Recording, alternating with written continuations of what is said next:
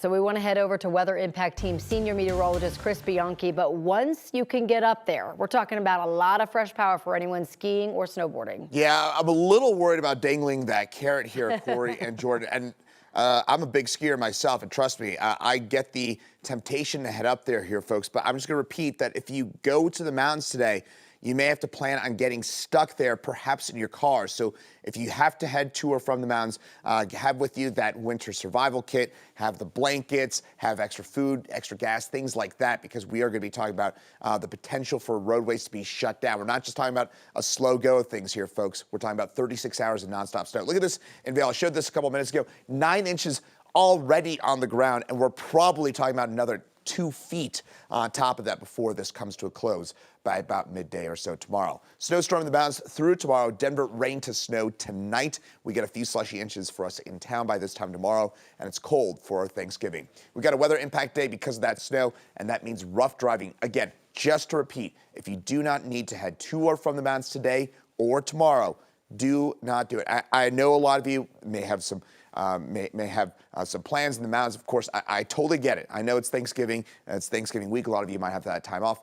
Folks, again, we're just not talking about just a usual mountain snow event. This is an unusual 36 to 48 hours of basically nonstop snow up there. In red, winter storm warnings 1 to 3 feet. Winter weather advisories covering a good chunk here of the Denver metro area. It does not include Denver, but the west and south sides of the metro area. Bracing for the potential for 4 to 8 inches by the time we wake up tomorrow morning out that way.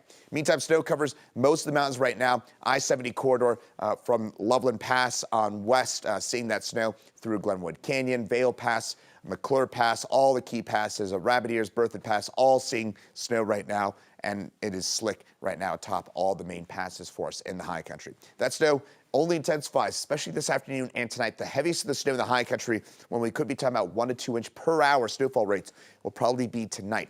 In Denver, we're mostly quiet today. Then tonight, we get rain to snow for us here in the metro area.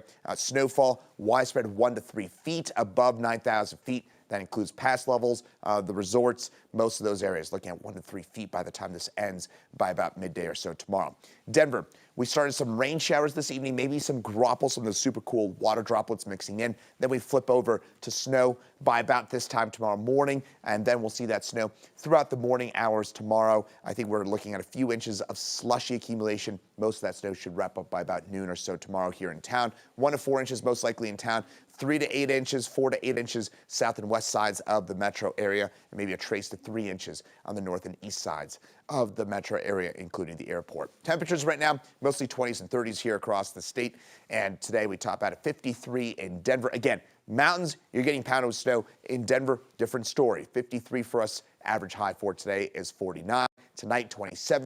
With that rain to snow for us here in town, and tomorrow 37 degrees for us, 1 to 4 inches of snow. And that 7-day forecast, leave you with this. We've got an icy and cold Thanksgiving, and another note for those turkey trots on Thanksgiving morning, it's going to be icy, our coldest morning of the year. I know, not exactly great for us. And then we've got a few mountain flakes for us possible on Saturday. Otherwise, a quieter forecast. But again, weather impact days for today and tomorrow, mostly because of the mountain snow. I'm going to send things over to Erica for a look at traffic. And Erica, how are the roads looking right now? And what do you expect here as we head through the morning in terms of if we add more of that snowfall, how that could impact those roads? I mean, they're really not looking too great already. And like you've been saying, it's just the beginning. So that's kind of a scary thought up this way.